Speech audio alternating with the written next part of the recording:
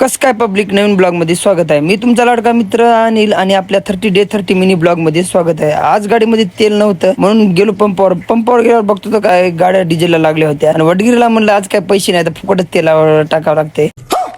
असं ऐकतच त्याच्या कपाळाला गोटे आल्या. मतलब वो अलग ही लेवल का बंदा था.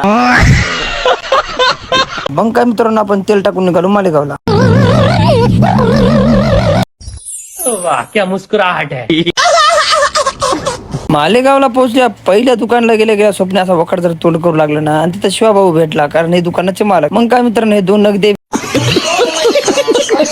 भेटली आणि तिथं बसलं की बंडबोर होऊ लागलं. घेतली आपण स्वप्नाच्या गाडीची चाबी आणि चला म्हणलं एकदा ट्रायला ना. गाडी तर लय खास होती कारण ओल्ड मॉडेल असल्यामुळे गाडी फटाकेच फोडत होती.